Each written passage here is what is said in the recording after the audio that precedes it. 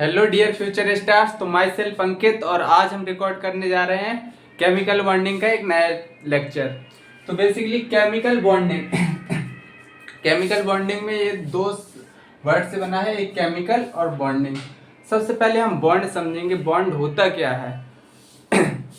तो बॉन्ड होता है बेसिकली बॉन्ड। सबसे पहले हम समझेंगे बॉन्ड क्या होता है। बॉन्ड होता है basically force of attraction. Bond होता है force of attraction. Force of attraction, force of attraction. तुम बोलते हो मेरी बॉन्डिंग, मतलब तुम अपने दोस्त, किसी दोस्त से तुम्हारी बॉन्डिंग ज्यादा होती है, मतलब इसका मतलब क्या है, तुम्हारा उससे अट्रैक्शन ज्यादा है। मतलब फोर्स ऑफ अट्रैक्शन, बॉन्ड का मतलब क्या होता है, फोर्स ऑफ अट्रैक्शन। अगर मैं इसी को, जैसे मेरी दोस्ती वैभव से है, कोई मेरा दोस्त है, तो मतलब मेरी बॉन्डिंग उससे क्या है, ज्यादा। बॉन्डिंग ज्यादा है मतलब अट्रैक्शन क्या है, ज्यादा, अट्रैक्शन ज्यादा है। अब इसी तरह केमिकल बॉन्ड, केमिकल बॉन्ड क्या होता है, केमिकल बॉन्ड, केमिकल बॉन्ड क्या होता है, फोर्स ऑफ अट्रैक्शन। जब attraction, force of attraction between the atoms, अगर एटम्स के बीच में अट्रैक्शन लगे तो उसको क्या बोलेंगे, chemical bond. Force of attraction between, force of attraction between atoms, between two atoms, between two atoms, इसको क्या बोलेंगे हम, केमिकल बॉन्ड। अब हमारे दिमाग में दो क्वेश्चन आने चाहिए। क्यों, वाई डू एटम कंबाइन, मतलब एटम्स क्यों कंबाइन होते हैं, हाउ एंड वाई। तो दो क्वेश्चन है हमारे, दो क्वेश्चन हमारे दिमाग में अराइज हो रहे हैं।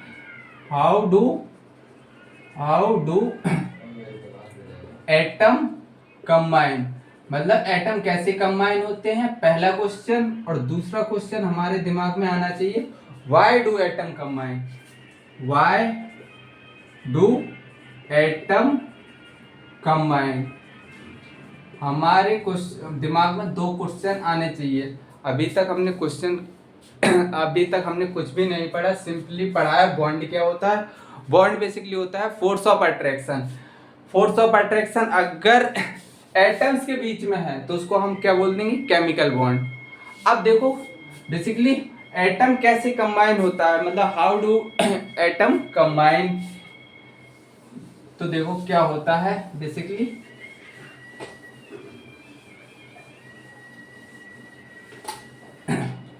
देखो सपोज दैट मैं दो एटम्स ले रहा हूं, दो एटम ले रहा हूं, दो एटम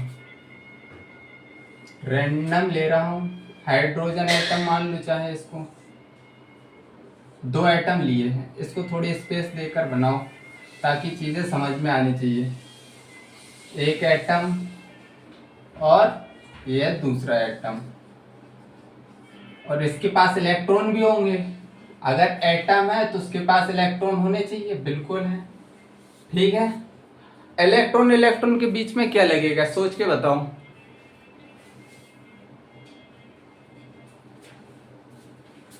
दो एटम्स हैं, दो एटम्स में इलेक्ट्रॉन इलेक्ट्रॉन के बीच में क्या लगेगा, न्यूक्लियस न्यूक्लियस के बीच में क्या लगेगा, और इन दो इलेक्ट्रॉन्स के बीच में क्या लगेगा, ये हम मुझे आंसर चाहिए इसका। तो बेसिकली ये इलेक्ट्रॉन और ये इलेक्ट्रॉन आपस में क्या करेंगे, फोर्स ऑफ रिपल्सन लगेगा। अरे भैया नेगेटिव नेगेटिव चार्ज क्या होगा, रिपेल करेगा, रिपेल करेगा। इसी तरह पॉजिटिव पॉजिटिव चार्ज न्यूक्लियस क्या करेंगे, फोर्स ऑफ रिपल्सन लगाएंगे, क्या, फोर्स ऑफ रिपल्सन लगेगा। और इधर भी इलेक्ट्रॉन इलेक्ट्रॉन क्या होंगे, रिपेल करेंगे एक दूसरे को, तो इधर क्या लगेगा, force of repulsion, force of repulsion. लेकिन ऐसा भी तो हो रहा होगा, ये वाला न्यूक्लियस इस एटम के दोनों इलेक्ट्रॉन्स को अट्रैक्ट कर रहा होगा, ये वाला न्यूक्लियस दोनों इलेक्ट्रॉन्स को अट्रैक्ट कर रहा होगा, और इसका न्यूक्लियस इन दोनों इलेक्ट्रॉन्स को क्या कर रहा होगा, अट्रैक्ट कर रहा होगा। तो मतलब इस इलेक्ट्रॉन और इस न्यूक्लियस के बीच में क्या लग रहा होगा, फोर्स ऑफ अट्रैक्शन। और इस इलेक्ट्रॉन और इस न्यूक्लियस के बीच में क्या लग रहा होगा, फोर्स ऑफ अट्रैक्शन। अब इस न्यूक्लियस और इस इलेक्ट्रॉन के बीच में क्या लग रहा होगा? Force of attraction. और इस न्यूक्लियस और इस इलेक्ट्रॉन के बीच में क्या लग रहा होगा? Force of attraction. मतलब एक नोट लिखो, condition of bond formation. Note लिखवा दे रहा हूं, नोट। देखो रिपल्सन भी हो रहा है और अट्रैक्शन भी हो रहा है। अब बॉन्ड कब बनेगा? बॉन्ड क्यों बनेगा? तो जब condition of bond formation, condition क्या होगी? कंडीशन क्या होगी? Condition of bond formation. Bond formation, condition of bond formation क्या होगी? जब फोर्स ऑफ अट्रैक्शन ज्यादा होगा फोर्स ऑफ रिपल्सन से, तो क्या बन जाएगा? बॉन्ड बन जाएगा। दोनों एटम्स के बीच में बॉन्ड बन जाएगा जब फोर्स ऑफ अट्रैक्शन क्या होगा? ज्यादा होगा फोर्स ऑफ रिपल्सन से। आई थिंक ये बात तुमको समझ में आ गई होगी कि बॉन्ड कब बनता है। तब कंडीशन क्या है? Condition of bond formation, force of attraction ज्यादा होगा फोर्स ऑफ रिपल्सन से, तो क्या होगा? बॉन्ड बन जाएगा। अब हम एनर्जी कंसेप्ट से और अच्छे से समझेंगे इस बॉन्ड फॉर्मेशन को। एनर्जी कंसेप्ट से विथ डायग्राम हम समझने वाले हैं, तो इतना सब नोट डाउन करो।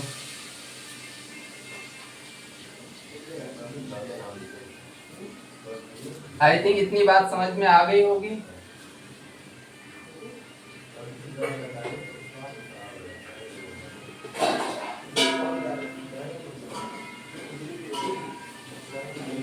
अब हम पढ़ेंगे एनर्जी कंसेप्ट।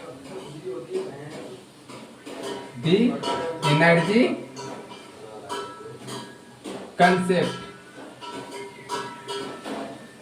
दी एनर्जी कंसेप्ट हम ग्राफिकली समझेंगे।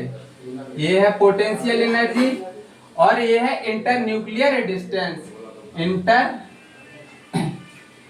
इंटर न्यूक्लियर डिस्टेंस, और ये इधर क्या है? एक्स एक्सिस पर potential energy. Potential energy, potential energy. अब एक बात बताना, तब एटम्स इनफाइनाइटली तब दूर होंगे, तब एटम्स बहुत ज्यादा दूर होंगे, तब उनका ग्राफ कैसा होगा? तब उनके पास पोटेंशियल एनर्जी क्या होगी? न्यूक्लियस बहुत दूर दूर है, मतलब दोनों एटम्स काफी दूर दूर है, उनके बीच में कोई भी अट्रैक्शन नहीं लग रहा है, मतलब कोई बॉन्ड फॉर्मेशन नहीं हुआ है अभी, तो पोटेंशियल एनर्जी क्या होगी? जीरो होगी। पोटेंशियल एनर्जी जीरो होगी। सबसे पहले मैं ग्राफ बना दे रहा हूँ, फिर इसको समझा दूंगा। इसका सबसे पहले ग्राफ बना लो, फिर समझना इसको। तो सबसे पहले अगर एटम्स दूर दूर हैं, इनफिनाइट डिस्टेंस पर हैं, तो इनकी पोटेंशियल एनर्जी क्या होगी? जीरो होगी। तो इसका डायग्राम कुछ ऐसे बनता है। तब पोटेंशियल एनर्जी जीरो होगी इधर, और जैसे जैसे एटम्स पास आते जाएंगे तो क्या होगा? थोड़ा सोचने की कोशिश करो। यह है इंटर न्यूक्लियर डिस्टेंस। जैसे जैसे ये सपोज दैट हाइड्रोजन एटम है, दोनों हाइड्रोजन एटम है, दोनों इनफिनाइट डिस्टेंस पर दूर दूर हैं, इनके बीच में कोई अट्रैक्शन नहीं लग रहा। जैसे जैसे ये दोनों एक दूसरे के पास आना स्टार्ट हुए, ये दोनों पास आना स्टार्ट हुए एक दूसरे के, तो क्या होगा?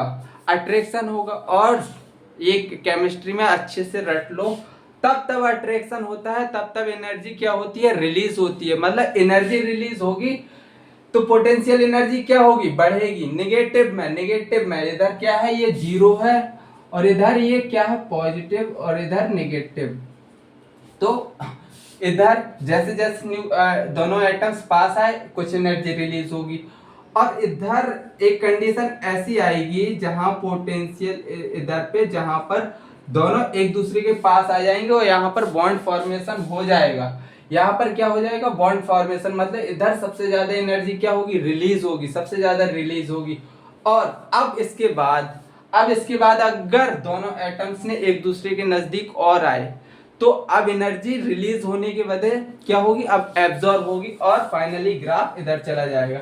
मतलब इधर कुछ ऐसा सिस्टम आएगा।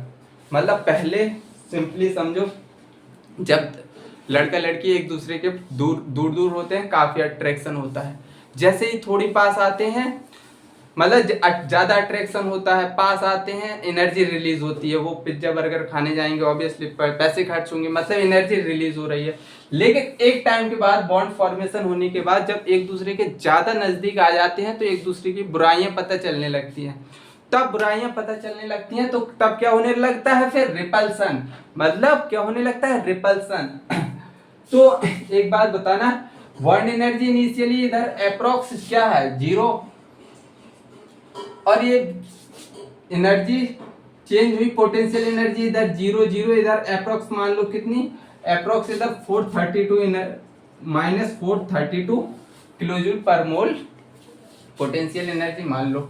अब जो एनर्जी बॉन्ड एनर्जी में इतना चेंज आया, जो इधर चेंज आया पोटेंशियल एनर्जी में, यही क्या होगा, जो एनर्जी रिलीज हुई है, जो इस बॉन्ड बनने में जो एनर्जी रिलीज हुई है उसी को हम क्या बोलेंगे, बॉन्ड एनर्जी। और यहाँ पे सपोज दैट बॉन्ड एनर्जी 0 थी, यहाँ पर और रिलीज हुई, जैसे जैसे न्यूक्लियस पास आए, जैसे जैसे न्यूक्लियस पास आए एनर्जी रिलीज हुई, तो बॉन्ड बनने में जो एनर्जी रिलीज हुई उसी को बॉन्ड एनर्जी बोलेंगे। और ये सब हमारी क्या है, इधर से लेके इधर तक, इधर से लेके इधर तक, ये क्या है, बॉन्ड एनर्जी।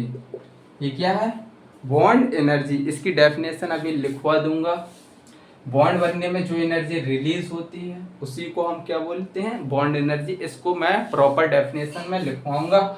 हाँ, अब एक बात बताना, इधर पे क्या कंडीशन, इधर पे एक पॉइंट आया है जहां पर हाइड्रोजन और हाइड्रोजन के बीच में बॉन्ड बन गया है, तो इधर से इधर तक की डिस्टेंस को हम क्या बोलेंगे, bond length. Bond length basically क्या होता है, distance between two internuclear distance, distance between two internuclear distance, ये भी मैं बताऊंगा अभी, बॉन्ड लेंथ भी बता दूंगा।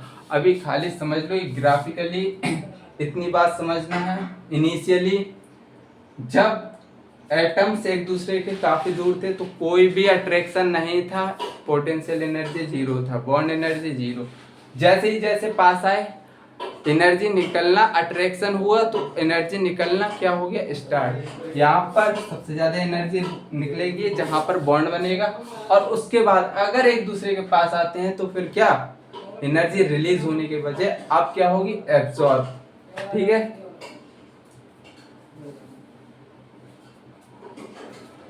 आई थिंक इतनी बात समझ में आ गई। अब मुझे डेफिनेशन लिखवा देनी चाहिए बॉन्ड एनर्जी की, बॉन्ड एनर्जी, और फिर बॉन्ड एसोसिएशन एनर्जी भी समझा दूंगा।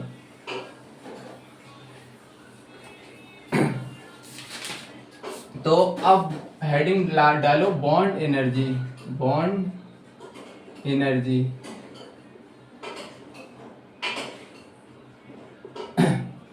Amount of energy release,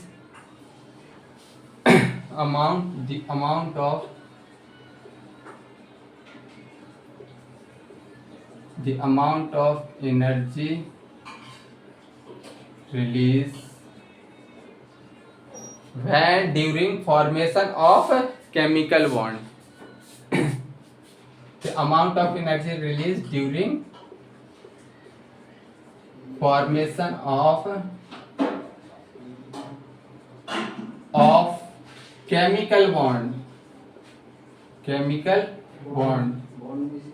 is called bond energy, is called bond energy। Bond association energy क्या है, बॉन्ड एसोसिएशन एनर्जी, देखो बॉन्ड फॉर्मेशन में एनर्जी क्या होती है, रिलीज होती है, क्योंकि attraction.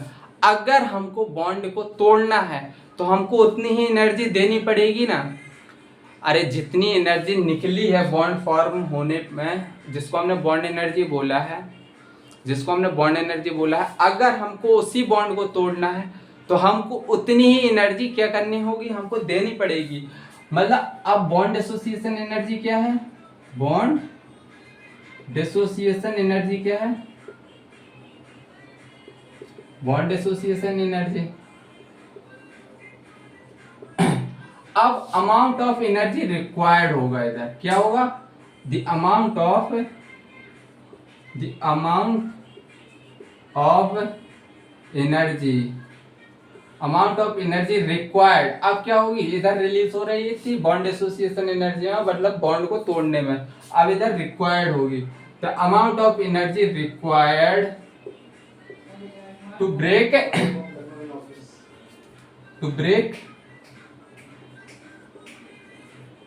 A chemical bond, break a chemical bond is called bond dissociation energy, is called bond dissociation energy, bond dissociation energy, इसी को हम क्या बोलते हैं, बॉन्ड डिसोसिएशन एनर्जी बोलते हैं।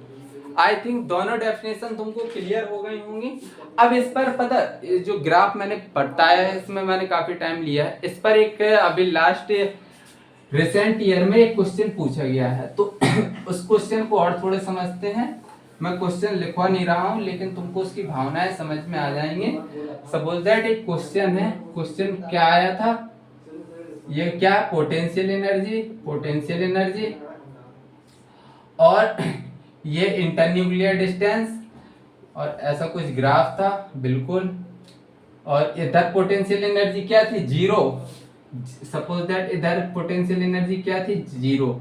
इधर मान लो जेड है, फिर था ए बी सी, ए और इधर था क्या, बी और इधर सी। ये क्या, पोटेंशियल एनर्जी, इधर क्या, इंटरन्यूक्लियर डिस्टेंस। अब ये हाइड्रोजन के लिए पूछा था, bond energy of hydrogen H, bond energy of hydrogen पूछा था। तो अभी बॉन्ड एनर्जी क्या बताया था, बॉन्ड फॉर्मेशन होने में, इधर एक ऐसा पॉइंट है जहां पर क्या होता है, क्या बॉन्ड फॉर्म होता है, मतलब यहाँ पे सबसे पोटेंशियल एनर्जी क्या होगी, सबसे ज्यादा पोटेंशियल एनर्जी कहाँ होगी, इधर। लेकिन नेगेटिव में, इधर क्या है, पॉजिटिव और इधर क्या है, नेगेटिव। इतनी बात याद रखना। तो बॉन्ड एनर्जी क्या होगा, higher energy minus lower energy कर दो और आगे नेगेटिव साइन लगा दो, मतलब हायर क्या है ए और लोअर क्या है, हायर क्या है सी माइनस ए, सी हायर माइनस लोअर, सी माइनस ए, और नेगेटिव साइन आगे लगा है तो इसको अंदर ले जाओ तो ए माइनस सी हो जाएगा। ये हमारा क्या था, प्रीवियस ईयर क्वेश्चन था, बड़ा प्यारा क्वेश्चन था। बॉन्ड एनर्जी मैंने बताया था, इधर क्या होगा, इधर बॉन्ड बनेगा तो ये क्या होती है, बॉन्ड लेंथ की अभी डेफिनेशन बता दूंगा। और जो बॉन्ड बनने में जो एनर्जी रिलीज होती है, उसको हम क्या बोलते हैं, बॉन्ड एनर्जी। और इधर बॉन्ड एनर्जी इधर से लेके इधर तक ये क्या है, बॉन्ड एनर्जी ही तो है। इनिशियली कोई भी अट्रैक्शन नहीं था, इधर जैसे पास आया अट्रैक्शन होने लगा तो क्या, एनर्जी रिलीज हुई, तो पोटेंशियल एनर्जी क्या होगी, बढ़ेगी,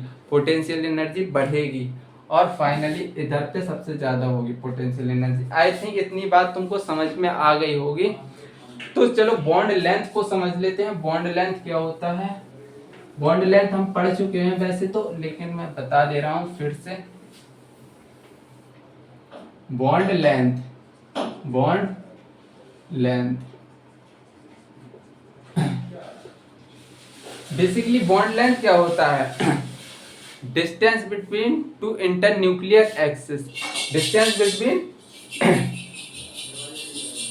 between two atoms, internuclear distance between bonded atoms,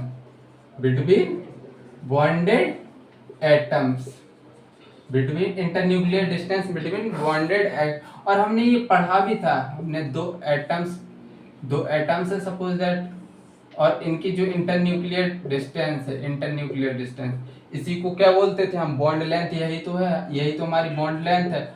अगर हमको रेडियस फाइंड करना है, हमने कोवेलेंट रेडियस, मेटेलिक रेडियस, ये सब फाइंड कैसे किया था, बॉन्ड लेंथ का हाफ कर दिया था हमने, तो हमारा क्या निकल आया था, रेडियस। लेकिन बॉन्ड लेंथ क्या होता है, inter nuclear distance between two bonded atoms. अब एक नोट और लिखना, नोट जो कि जरूरी है लिखना। नोट अभी तक हमने सिर्फ मैंने बताया है कि एटम्स कंबाइन होते हैं तो एनर्जी क्या होती है, रिलीज होती है। इसको थोड़ी लिख लो। एटम्स कंबाइन, जैसे जैसे एटम्स कंबाइन होते हैं तो एनर्जी क्या होती है, टू फॉर्म बॉन्ड। जैसे जैसे एटम कंबाइन होते हैं, बॉन्ड फॉर्मेशन होती है, तब एनर्जी क्या होती है, रिलीज होती है। एनर्जी रिलीज होती है, एटम्स पास आते हैं, एनर्जी रिलीज होती है। ऐसा क्यों होता है बताओ? स्टेबिलिटी गेन करने के लिए होता है। अगर तुम कुछ भी कर रहे हो, जैसे मैं पढ़ा रहा हूँ तुमसे, तो मेरा अल्टीमेटली मतलब मैं क्यों पढ़ा रहा हूँ मैं तुमको, ताकि मैं एक अच्छा टीचर बन जाऊँ, मैं लाइफ में स्टेबल हो जाऊँ, तुम लोगों का सिलेक्शन हो जाए, तुम भी स्टेबल हो जाओ। अल्टीमेटली सब कोई जो करता है, जैसे मैं पढ़ा रहा हूँ तो मतलब मैं अपना इसमें प्रोफेशन, इसमें अपना स्टेबिलिटी देख रहा हूँ कि मैं अच्छा टीचर बन जाऊँ और स्टेबल हो जाऊँ। तुम पढ़ मुझसे इसलिए रहे हो ताकि तुम एक अच्छे गवर्नमेंट कॉलेज में चले जाओ, सिलेक्शन हो जाए और स्टेबल हो जाओ। तो हमेशा जैसे जब जब atom combine to form bond, its energy क्या होगी, its energy is release, energy क्या होगी, रिलीज होती है। Energy release during bond formation. ऐसा क्यों होता है, क्योंकि टू गेन स्टेबिलिटी, ऐसा इसलिए होता है टू गेन स्टेबिलिटी। हाँ, इसको दूसरी भाषा में लिख सकते हो। बॉन्ड फॉर्मेशन क्या होता है, एक्सोथर्मिक फेनोमेना होता है, क्योंकि इसमें एनर्जी क्या होती है, निकलती है। इसी को नोट को मॉडिफाई करके लिख दे रहा हूं। मॉडिफाइड क्या करके लिख दे रहा हूं, मतलब bond formation is always exothermic phenomena. Bond formation क्या होगा, हमेशा bond formation is always exothermic phenomena, exothermic phenomena. Bond formation हमेशा एक्सोथर्मिक प्रोसेस होती है, ठीक है, इसको नोट करो।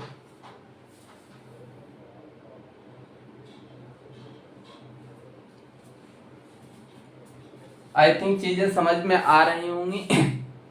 एकदम सब कुछ फाइन चल रहा है अभी तक। कुछ मतलब मैंने ऐसा अभी कुछ ज्यादा हार्ड एंड फास्ट रूल कुछ ऐसा पढ़ाया नहीं है जो कि तुमको समझ में नहीं आया होगा। आई थिंक अभी तक तुमको सब समझ में आ रहा होगा।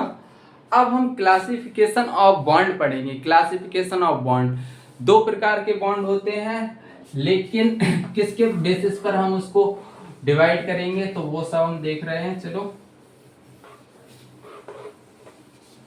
तो हम क्या देख रहे हैं, classification of bond.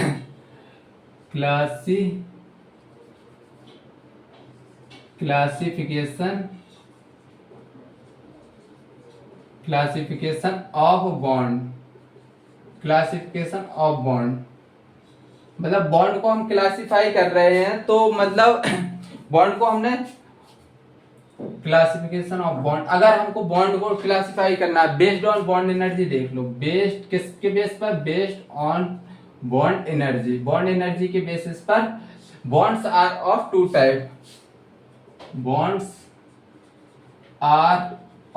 Type, bonds कितने प्रकार के होते हैं, दो प्रकार के, टू टाइप्स के होते हैं। पहला बॉन्ड एनर्जी के बॉन्ड्स, अगर बॉन्ड इसको बॉन्ड लिखो और इसको क्लासिफाई करना है दो पार्ट्स में।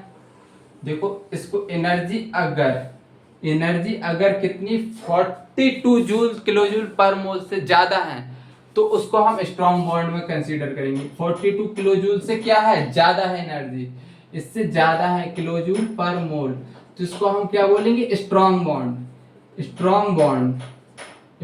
बॉन्ड। और अगर एनर्जी, बॉन्ड एनर्जी क्या है, बॉन्ड एनर्जी 42 किलो जूल पर मोल से क्या है, कम है। अगर 42 किलो जूल पर मोल से क्या है, कम है, तो इधर हम बोलेंगे वीक बॉन्ड। क्या बोलेंगे? ये कैसा होगा? Weak bond. ये कैसा होगा? Weak bond. हाँ, अब स्ट्रॉन्ग बॉन्ड में कौन कौन से बॉन्ड आते हैं? तो ये पहला बॉन्ड है कोवेलेंट बॉन्ड। कैसा बॉन्ड है? ये है कोवेलेंट बॉन्ड। और कोवेलेंट बॉन्ड दूसरा कोऑर्डिनेट बॉन्ड। कोऑर्डिनेट बॉन्ड ये कोई अलग बॉन्ड नहीं है। कोऑर्डिनेट बॉन्ड कोई अलग बॉन्ड नहीं है। कोवेलेंट बॉन्ड्स को ही हम थोड़ी मतलब समझेंगे अभी आगे चल के। तो कोऑर्डिनेट बॉन्ड कोवेलेंट बॉन्ड का ही भाई है, ऐसा समझ लो। दूसरा एक और बॉन्ड है स्ट्रॉन्ग बॉन्ड, जो है metallic bond. Metallic bond, metallic bond भी क्या है? स्ट्रॉन्ग बॉन्ड है। और लास्ट है आयनिक बॉन्ड। ये भी क्या है? ये भी स्ट्रॉन्ग बॉन्ड की कैटेगरी में रखा गया है। अब एक है वीक बॉन्ड। वीक बॉन्ड में दो बॉन्ड आते हैं। एक होता है hydrogen bond. Hydrogen bond, hydrogen bond कैसा है? वीक बॉन्ड है। और दूसरा है कौन सा? Van der Waals bond. Van der Waals van der Waals van der Waals bond. ठीक है, ये दोनों बॉन्ड क्या हैं? बेसिकली ये दोनों वीक बॉन्ड है, ये स्ट्रॉन्ग बॉन्ड है। I think classification of bond तुमको समझ में आ गया होगा। इसमें कुछ नहीं ध्यान रखना है, बस इतना याद रखना है, अगर 42 किलो जूल पर मोल से एनर्जी ज्यादा है तो वो होगा स्ट्रॉन्ग बॉन्ड। और अगर 42 किलो जूल से कम एनर्जी है, कम एनर्जी मतलब वो कैसा है? कैसा है? Weak bond. तो आई थिंक इतनी बातें समझ में आ गई होंगी। अब हम चलते हैं लुईस डॉट स्ट्रक्चर पर। Kaushal Lewis dot structure.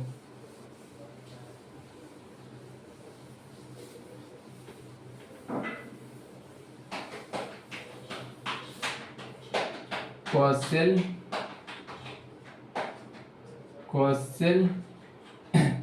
Lewis dot structure. Dot structure Kaushal Lewis dot structure, या फिर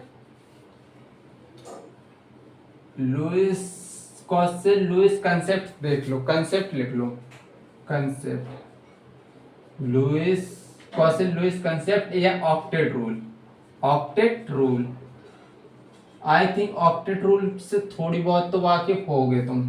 मतलब तुमको बॉन्ड बनाना जो कि 10th और 9th में सिखा दिया जाता है, डायरेक्ट रटवा दिया जाता है, क्योंकि हमको इलेक्ट्रॉनिक कन्फिग्रेशन 9th-10th में उतनी अच्छे से नहीं आती है। और मैं एटॉमिक स्ट्रक्चर पढ़ा के आया हूँ, तो तुमको इलेक्ट्रॉनिक कन्फिग्रेशन आती होगी आई थिंक। मैं जहाँ तक मुझे पता है आनी चाहिए तुमको। तो सबसे पहले ये देख लो, सबसे ऑक्टेट रूल। तो सबसे पहले ये देख लो, एटम्स क्या होते हैं? कंबाइन होते हैं। और क्या बनाते हैं? मॉलिक्यूल। कुछ ऐसे एटम हैं जो कि कंबाइन नहीं होते और एक दूसरे के साथ जनरली वो बॉन्ड मतलब कंपाउंड नहीं बनाते, बॉन्ड एक दूसरे एटम्स के साथ बॉन्ड नहीं बनाते। तो एक बार थोड़ा सोचो कौन से एटम्स हैं जो कि बॉन्ड्स नहीं बनाते।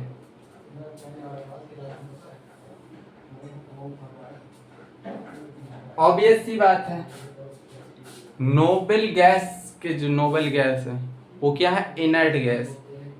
इनर्ट गैस क्या है? बेसिकली बॉन्ड नहीं बनाते, बॉन्ड नहीं बनाते मतलब बहुत अनरिएक्टिव होता है। ऐसा क्यों होता है? कुछ तो रीजन रहा होगा। मतलब एक शायरी है, कुछ तो बात रही होगी, यूं ही कोई बेवफा नहीं होता। मतलब इनके साथ भी कुछ तो बात रही होगी। मतलब फालतू में कोई ऐसे सबको यार बॉन्ड बनाना चाहता है एक दूसरे के साथ, सब कोई कंबाइन होना चाहता है। मतलब कोई भी इस दुनिया में अकेला है तो मतलब वो अकेला क्या, मतलब अकेला इंसान क्या ही बोर होता रहेगा। तो ये क्यों मतलब अकेले में खुश हैं? इनका हीलियम को देख लो, हेमा नीलम को देख लो, और करीना जी, रानी, ये सब क्या है? Inert gas. इनर्ट गैस है। अगर मैं इनकी कॉन्फ़िगरेशन लिखूं तो इसकी होगी 1s2 और इसकी 1s2 2s2 2p6, इसकी क्या होगी 1s2 2s2 2p6। आर्गन की argon 1s2 2s2 2p6 3s2 3p6। हाँ, अब इसी की ऐसे आगे चलते जाओ 4s, ऐसे आगे 4s2 4p6, इधर 5s2 5p6, जो इम्पोर्टेंट है मैं वही लिखवा रहा हूँ, 6s2 6p6।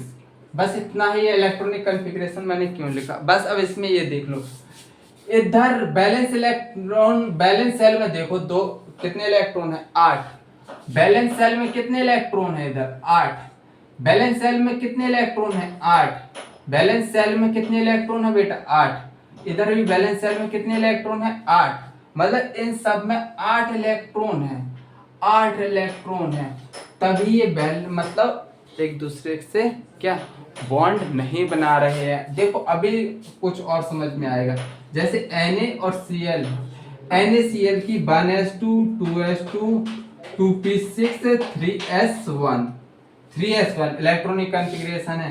क्लोरीन की 1s2 2s2 2p6 3s2 3p5। अब देखो अगर मैं Na प्लस Cl माइनस बनाऊंगा, Na प्लस और Cl, अगर ये दोनों एटम्स कंबाइन होंगे तो कैसे Na प्लस और Cl माइनस इसी तरह तो कंबाइन होते हैं भाई, इसी तरह कंबाइन होते हैं। तो एक बात देखना, अगर Na प्लस है तो मतलब एक इलेक्ट्रॉन इधर से जा रहा है, मतलब 1s2 2s2 2p6, मतलब इसमें कितने इलेक्ट्रॉन आ गए हैं आउटर मोस्ट सेल में 8 इलेक्ट्रॉन। और इसमें क्लोरीन में देखो अब 1s2 2s2, इसने एक इलेक्ट्रॉन क्या कर लिया है गेन कर लिया है, 1s2 2s2 2p6 3s2 3p6। अब इधर देखो बैलेंस सेल में कितने इलेक्ट्रॉन है 8 इलेक्ट्रॉन है। तो इधर से आग की तरह एक बात फैला दी गई कि बेटा जो नोबल गैस कॉन्फ़िगरेशन होती है वो स्टेबल कॉन्फ़िगरेशन होता है। जो नोबल गैस कॉन्फ़िगरेशन होता है कैसा होता है स्टेबल कॉन्फ़िगरेशन। क्यों? Due to octet rule. ये क्या है ऑक्टेट रूल। ऑक्टेट रूल अभी मैं लिखवा दूंगा इनके बस ऑक्टेट रूल कुछ भी नहीं है। अगर बैलेंस सेल में 8 इलेक्ट्रॉन है तो एटम्स कैसा है स्टेबल। जैसे Na और Cl ये दोनों बॉन्ड बना रहे हैं तो ये क्या कर रहे हैं इलेक्ट्रॉन को एक दूसरे को दे रहे हैं, कोई दे रहा है कोई ले रहा है। क्यों कर रहे हैं ऐसे? ताकि वो नेवल गैस इनकी तरह दिखने लगे, मतलब इनकी तरह हो जाए, तो मतलब स्टेबल हो जाए। आउटर मोस्ट सेल में कितने इलेक्ट्रॉन आ जाए 8 इलेक्ट्रॉन आ जाए। इसी वजह से ये क्या करते हैं बॉन्ड बनाते हैं, इलेक्ट्रॉन को देते हैं इलेक्ट्रॉन को लेते हैं। ठीक है, चलो एक ऑक्टेट रूल लिखवा दे रहा हूं। वैसे ऑक्टेट रूल में लिखना ही क्या है सीधा लिख लो, atoms combine to form octet और डुप्लेट। ऑक्टेट रूल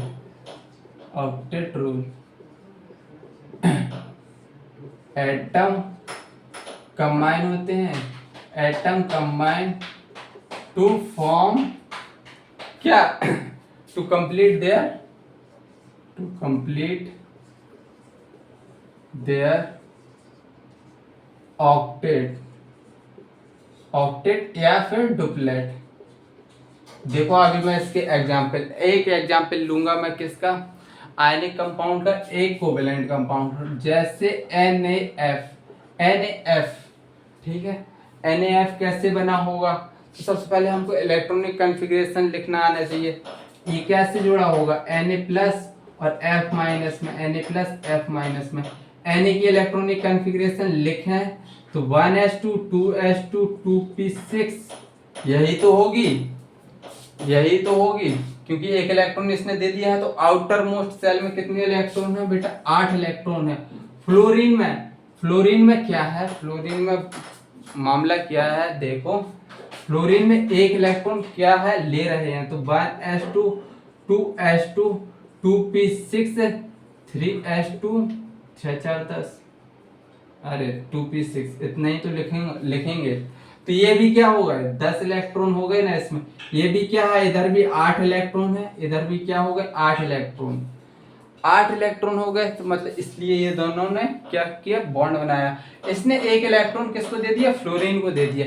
फ्लोरीन के पहले इधर p5 होना चाहिए था, लेकिन अब एक इलेक्ट्रॉन इधर से मिल गया तो इधर भी 6 हो गए। मतलब बैलेंस सेल में कितने 8 इलेक्ट्रॉन, आउटर मोस्ट सेल में 8 इलेक्ट्रॉन, इधर भी है इधर भी है आउटर मोस्ट सेल में 8 इलेक्ट्रॉन। अब देखना जैसे एग्जाम्पल अब मैं कोवेलेंट कंपाउंड ले लूं CH4, C एक हाइड्रोजन से जुड़ा है, 2 हाइड्रोजन से, 3 हाइड्रोजन से, 4 हाइड्रोजन से, दो दो electron 2 electron 2 electron 2 electron. Carbon के पास बैलेंस इलेक्ट्रॉन कितने होते हैं 4। अभी मैं बता दूंगा किसमें कितने इलेक्ट्रॉन होते हैं बैलेंस इलेक्ट्रॉन। तो देखो अब कार्बन को देखो तो कार्बन के पास कितने इलेक्ट्रॉन हैं, कार्बन के पास 8 इलेक्ट्रॉन है। मतलब इसने इलेक्ट्रॉन को क्या अपना एक इलेक्ट्रॉन था इसके पास और हाइड्रोजन का एक इलेक्ट्रॉन शेयर कर लिया है, तो इसके पास कितने इलेक्ट्रॉन हो गए 8। और हाइड्रोजन के पास एक इलेक्ट्रॉन है, एक इसने कार्बन का ले लिया तो इधर 8 इलेक्ट्रॉन कार्बन के हो गए और 2 इलेक्ट्रॉन किसके हो गए हाइड्रोजन के। मतलब इधर ऑक्टेट कंप्लीट हो रहा है और क्या डुप्लेट भी कंप्लीट हो रहा है। आई थिंक ये बात तुमको समझ में आ गई होगी। अब लुईस सिंबल समझ लो, बस थोड़ा सा लुईस सिंबल और समझो।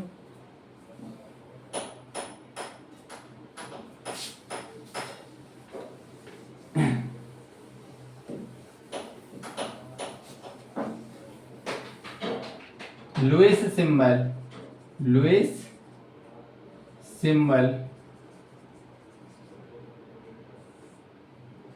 Lewis symbol, Lewis symbol basically सबसे पहले लिथियम, लिथियम देखो लिथियम 1s2 2s1 होता है। आउटर मोस्ट सेल में कितने इलेक्ट्रॉन है एक इलेक्ट्रॉन है, इसलिए इसको कैसे लिखूंगा मैं लिथियम के ऊपर एक इलेक्ट्रॉन। इस तरह मैं इसको सिंबल सिंबल में लिखूंगा तो इस तरह लिखूंगा, एक डॉट लगा दूंगा।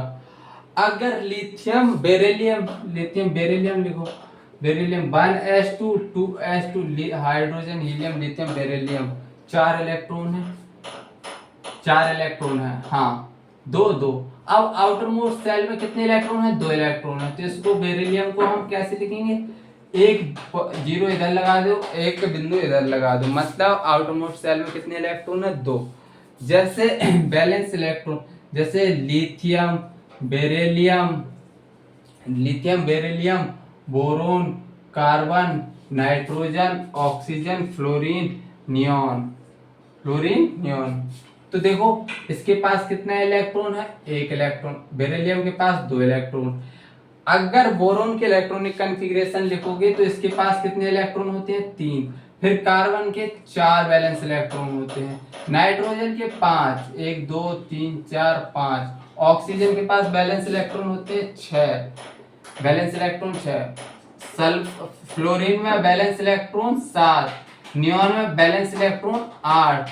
बैलेंस इलेक्ट्रॉन कितने 8, मतलब बैलेंस इलेक्ट्रॉन लिख लो इधर बैलेंस, बैलेंस इलेक्ट्रॉन कितने हैं लिथियम में 1, बेरिलियम में 2, बोरोन में 3, कार्बन में 4, नाइट्रोजन में 5, ऑक्सीजन में 6, फ्लोरीन में 7, नियॉन में 8। इनके इलेक्ट्रॉनिक कॉन्फ़िगरेशन लिखोगे तो ये बैलेंस इलेक्ट्रॉन, तुम देखो मैंने इलेक्ट्रॉनिक कॉन्फ़िगरेशन लिखा है, आउटर मोस्ट सेल में जितने इलेक्ट्रॉन है मैं उसी को क्या बोल रहा हूँ क्या बोल रहा हूँ balance electron. Balance electron electronic configuration से निकालेंगे। अब जैसे लिथियम है, अब लिथियम वाले ग्रुप की मतलब फर्स्ट ग्रुप के बैलेंस इलेक्ट्रॉन कितना है 1, सेकेंड ग्रुप के बैलेंस इलेक्ट्रॉन 2, थर्ड ग्रुप के बैलेंस इलेक्ट्रॉन कितने होंगे 3, फोर्थ ग्रुप के 4, फिफ्थ ग्रुप के बैलेंस इलेक्ट्रॉन 5। मतलब जिस ग्रुप का ऊपर वाली कॉन्फ़िगरेशन अगर लिखती आती है, इन सबकी इलेक्ट्रॉनिक कॉन्फ़िगरेशन लिखनी आती होगी, आई थिंक आती ही है। तो जो ऊपर वाले एलिमेंट्स के लिए बैलेंस इलेक्ट्रॉन है वही पूरे ग्रुप के बैलेंस इलेक्ट्रॉन होंगे। आई थिंक इतनी बात समझ में आ गई होगी, इतनी बात समझ में आ गई होगी। तो चलो अब हम कुछ एक्सेप्शन ऑफ ऑक्टेट रूल देख लो। एक्सेप्शन ऑफ ऑक्टेट रूल,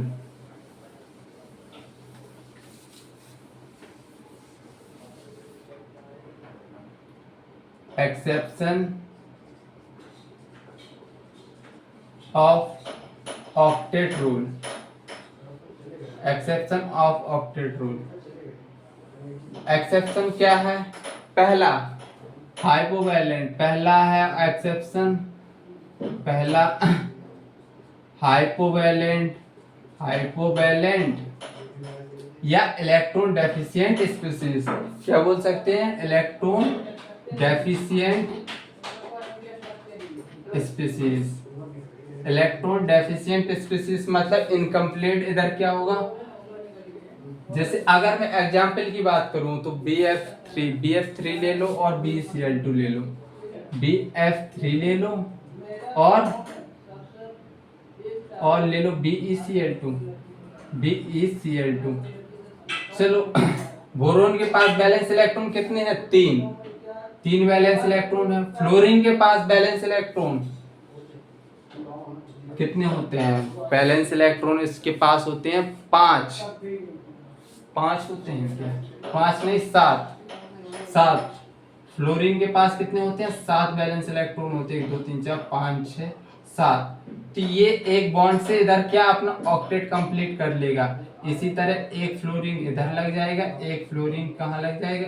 ऊपर मत लगाओ, चलो नीचे लगा दो ताकि स्पेस है इधर फ्लोरीन, और एक फ्लोरीन कहाँ लग जाएगा? इधर। देखो फ्लोरीन अपना ऑक्टेट पूरा कंप्लीट कर ले रहे हैं, लेकिन इस बोरोन को देखो, इसके पास 1 इलेक्ट्रॉन 2 3 4 5 6, मतलब इसके पास कितनी है? 6 इलेक्ट्रॉन है। 6 इलेक्ट्रॉन है मतलब ऑक्टेट इधर कंप्लीट तो नहीं हो रहा। 8 इलेक्ट्रॉन तो नहीं आ रहे, बिल्कुल नहीं आ रहे। अब जैसे BeCl2 है, BeCl2 मतलब बेरिलियम के पास कितने बैलेंस इलेक्ट्रॉन होते हैं? 2 बैलेंस इलेक्ट्रॉन है। क्लोरीन के पास 7 बैलेंस इलेक्ट्रॉन। अब क्लोरीन तो अपना क्या करेगा? बैलेंस इस अपना 1 इलेक्ट्रॉन इससे शेयर करा के अपना ऑक्टेट कंप्लीट कर लेगा, लेकिन क्या ऐसा बेरिलियम के साथ होगा? बेरिलियम के तो पास 4 ही इलेक्ट्रॉन है, मतलब ये क्या है? इलेक्ट्रॉन डेफिशिएंट स्पीशीज है। इलेक्ट्रॉन डेफिशिएंट स्पीशीज से मतलब ये इलेक्ट्रॉन ले सकते हैं। तो मतलब मैं बोल सकता हूँ all hypovalent species are Lewis acid. जो इलेक्ट्रॉन को लेते हैं उनको लुईस एसिड बोलते हैं ना। तो मतलब इधर क्या है? इधर कैसा हो रहा है? Incomplete octet. इधर ऑक्टेट क्या होता है? Incomplete octet. इधर क्या होता है? Incomplete octet. नोट लिख लो इधर, नोट क्या लिखना है?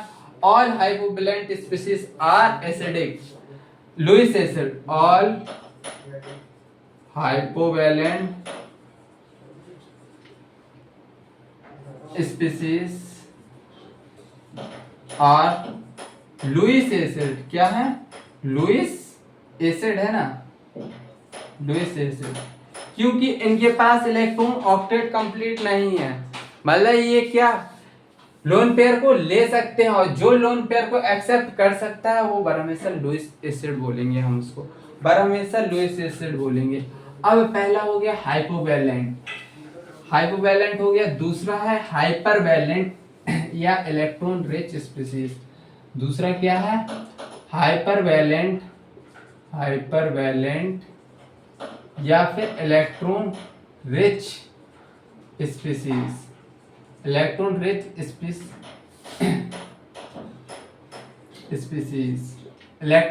स्पीशीज, हाइपरवैलेंट या इलेक्ट्रॉन रिच स्पीशीज। इसको हम देखो, पहला एग्जांपल PCl5। दूसरा एग्जांपल SF6। फास्फोरस के पास बैलेंस इलेक्ट्रॉन कितने होते हैं?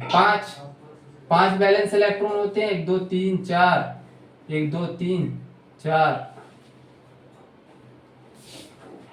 5।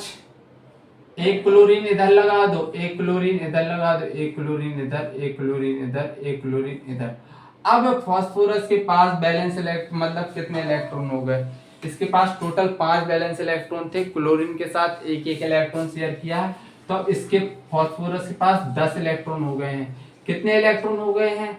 1 2 3 4 5 6 7 8 9 10।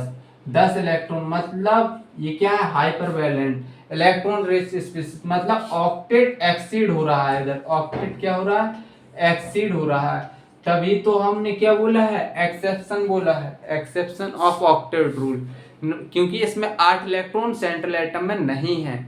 जैसे SF6 सल्फर के पास बैलेंस इलेक्ट्रॉन कितने होते हैं, 6, 1 2 3 4 5 6।